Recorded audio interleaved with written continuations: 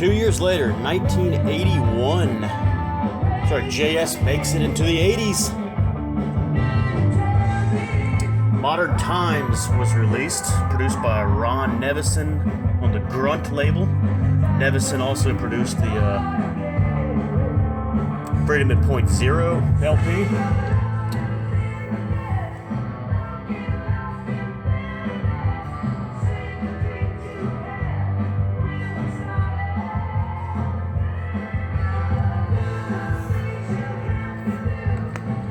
Here's the gatefold. So the exact same lineup as the one from Freedom at Point Zero.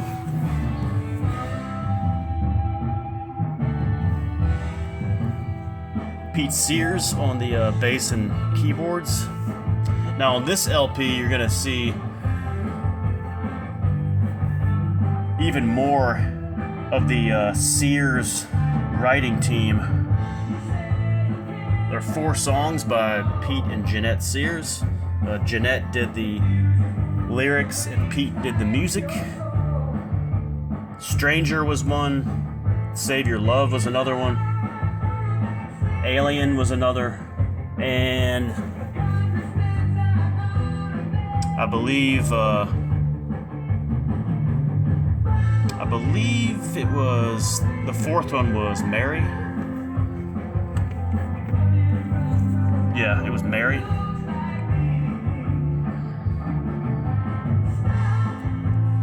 So a much bigger role for Pete Sears. Ansley Dunbar returned on the drums. Now it's funny because it's been said that he left Journey because he didn't like the pop leanings of Steve Perry. I guess Steve Perry had just taken over on the vocals. And then he joins a band that had pop leanings, beginning to have pop leanings. This is an Ansley Dunbar album. You can really hear his rock drumming coming through much more than you did. You definitely heard it on Freedom at Point Zero, but you really heard it on this one more than any album that he was on. Mickey Thomas. It was a strange hire when they asked Mickey to come in to be the lead singer. I mean, I got a band from like San Francisco and their kind of counterculture, psychedelic history, and then you had Mickey Thomas from Cairo, Georgia, in a soul upbringing and gospel, and then in a blues country type band like Elvin Bishop, and he had to think about it. He said after he met him, he had to give it some time to think about it, and eventually he said yes. Paul Kantner is back on the vocals and rhythm guitar. Craig Chiquisa on lead guitar. And you're listening to his best moment as a JS or Starship guitarist.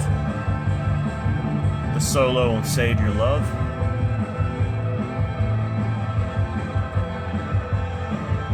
By far his best moment.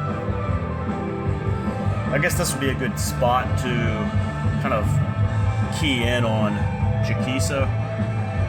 So he's never going to be confused with like Eddie Van Halen, but he's also never going to be, he's definitely wasn't he wasn't the star, but he also wasn't like, to make the analogy, the Rafael Santana of JS, like a slappy hitting shortstop that they hid in the lineup in the 8th spot. So he wasn't either. He's just kind of, he was good. I mean, you're never going to see him on a top 50 or maybe even top 100 guitarists of all time, greatest guitarists of all time. He's not overrated by any means. You might see a few people, like fans, say, "Oh, he's underrated." I don't think he's either. He is what he is. He's good, and he was good for this band. He he developed, certainly. I mean, he joined when he was like 19 years old, and he got better as a kind of finding his spots in songs and some of his solos. He improved a little as a songwriter. He was never great. Once it got to Starship, some of his guitar work, as you could understand, got obscured more and more by the synth stuff that was going on, which eventually led to his departure. But overall, just a good member of the band. David Freiberg is back on bass keyboards, backing vocals.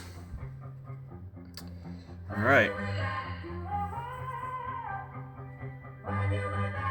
Modern Times. So in comparison to the other JS albums, you had Dragonfly went to number 11 on the charts.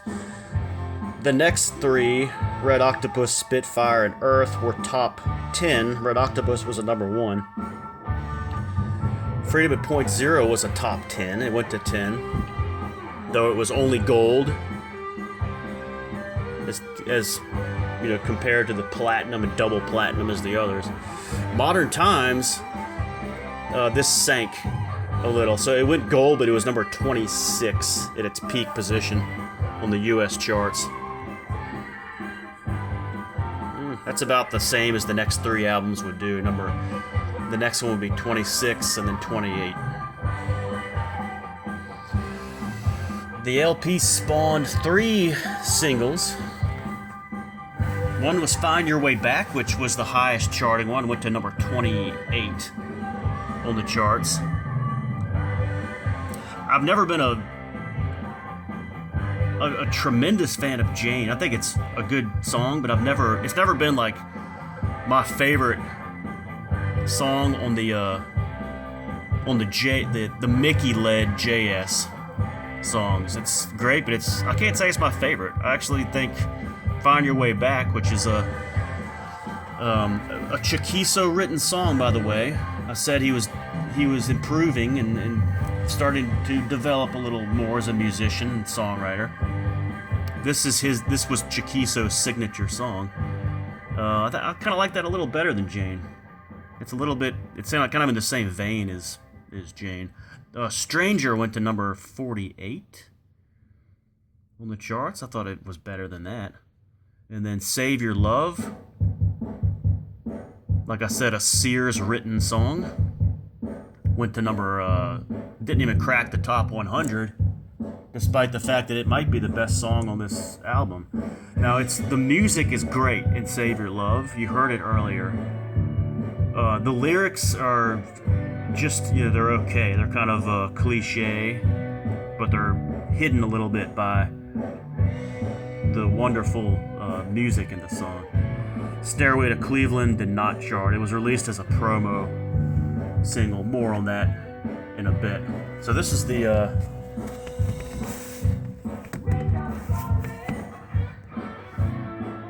like I said, the exact same lineup is Freedom at Point Zero, the Sausage Fest.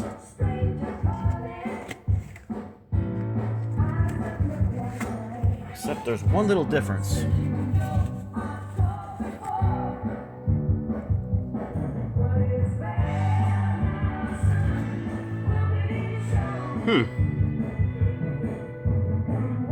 Interesting. Who could that be? Listen carefully, you might have a good guess.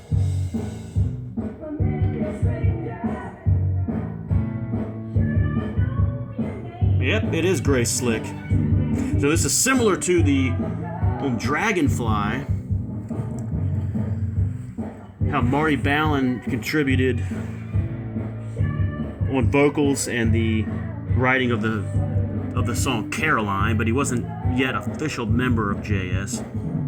Same deal here. You had Grace Slick, who is billed as, if you read on the back, and introducing Grace Slick, doing the duet here with Mickey Thomas on Stranger. But some people mistake this and say, yeah, she was just there for that song on this album. Not true. She did backing vocals on 4 other songs on this album. So even though she was recording with at least half the album, she still wasn't an official member yet of the band. I don't know if there was a tour for this. I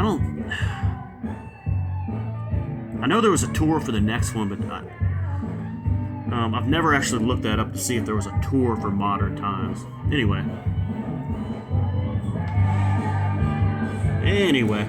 let's get to the content.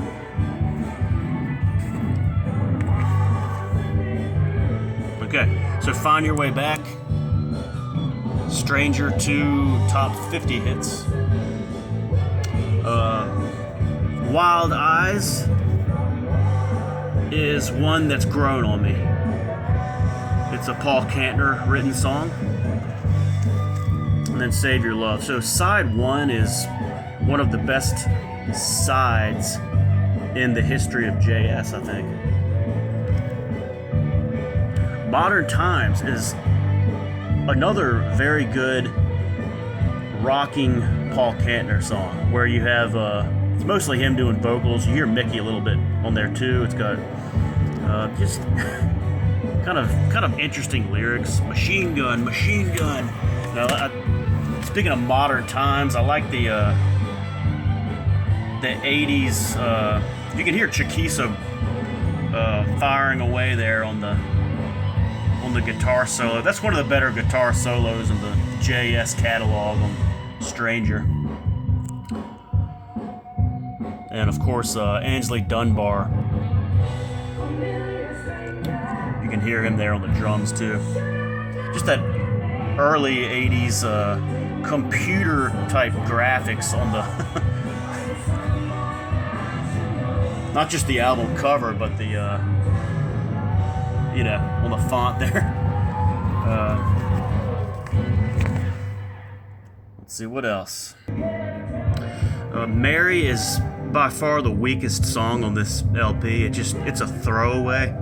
It's very sophomoric, like lyric wise. Definitely the weak spot on this LP. Free isn't bad. Free Jack. It's a pretty good song. Alien is the one you're listening to right now. Alien, the title and the lyrics, it's just, you think that's a... Let me go back to Free for a second. This would be Mickey Thomas's first writing credit, I believe. Let's see. Yeah. Mickey and Craig wrote Free. Interesting. It's again, it's not great, but it's a good, rocking song. So that'll be his first writing credit. Alien has all the markings of a Kantner song. It's not. It's a Sears song. They mostly did like ballad type stuff, but that was Jeanette and Pete Sears. And then Stairway to Cleveland. And Alien's grown on me over the years. Stairway to Cleveland, which was the promo single. This was the one. This is a Kantner song. This was his response to a critical Rolling Stone album of the last that analyzed the previous LP, Freedom at Point Zero. They were very negative about it, and Kantner did not take too kindly to that.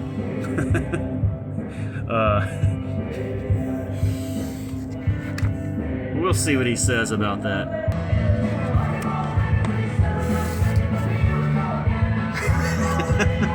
Rock and Roll Magazine said we couldn't make it, but here we go again. And they blast an FU bomb twice on this song. I'm sure YouTube will pick up on that.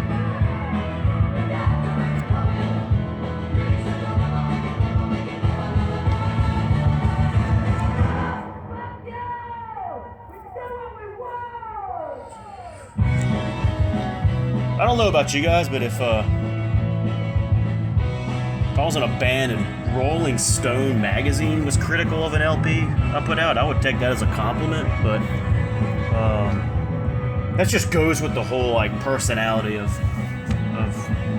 Paul Kantner. It's just kind of who he was. What else is there to say about this LP? Well, this is the only JS or Starship LP that does not have a single slow ballad. It doesn't have a single ballad on it. It's very fast. It's if you thought that Freedom at Point Zero was a drastic change from Earth as far as the harder sound, more trying to be like sound like Journey and more like rock album oriented rock. Radio type stuff. This one took that to even further. It's very fast because every song is rock. It's very drum oriented. Has a lot guitars in there. Alien's probably the slowest song, but even that has more like a real deep rock sound to it. So I think, personally, it's I like it a lot, I'll just say that much. I think it could have used something to slow it down at some point. I'm sure there was a ballad written for this that was thrown out, but it could have used something to kind of give it a little more balance than it has. If you like just straight hard rock and roll, then you'll love this. I'd prefer to have a little bit more like the Freedom at Point Zero balance, but this has the pace is just quick. You're like, you get through it pretty quickly, and it's everything on it except for Mary is a good listenable tune. Now, another thing to mention about this LP is that with songs like Find Your Way Back and Stranger, I know there was a video for Stranger. So you saw the beginning of the MTV music videos began to come into play, and it became an important thing for bands like this to jump on board, to say it nicely. I know there's other terms we might use, whore out, but this is something that Bolts brought up today, and I thought I would add it to this video, because this would become this is an important development in the history of this band, because this begins kind of a splintering of things internally, because one faction of the band, mainly this guy right here, was against the top 40 stuff and getting into the MTV scene, but this faction right here was really embraced it and saw it as an important thing to stay alive, as he said, and some of the others were fine with it too.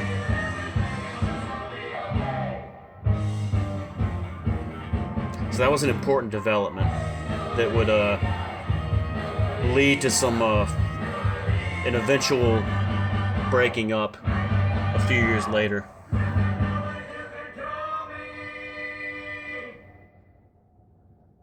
And of course, the other development of adding this familiar face right here kind of makes you wonder, like, what was going through Mickey's mind when she walked into the studio and said, and started recording with him. Like, does this mean it's over for me? it'd be maybe a little nervous time, but as you heard on the song Stranger,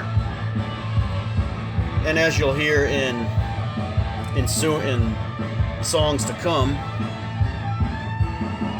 surprisingly, the two similar voices blended well together, and maybe not received completely by fans, but it was a good harmony. Okay, that's 1981. Modern Times. This is not Grace Slick, by the way. This is Monica Clemens, who was the then girlfriend of Craig Chiquiso, and on the, sorry, not the back, but on this one, the insert, that's Monica Clemens as well. She's got like a Saturn in her eyes right there. And Monica Clemens, by the way, who would on the next album receive a partial writing credit of all things on the song Can't Find Love, which was a hit for him.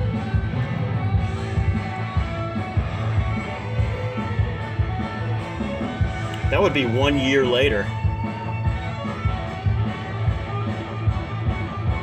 1982. Thanks for watching. See you guys for Winds of Change.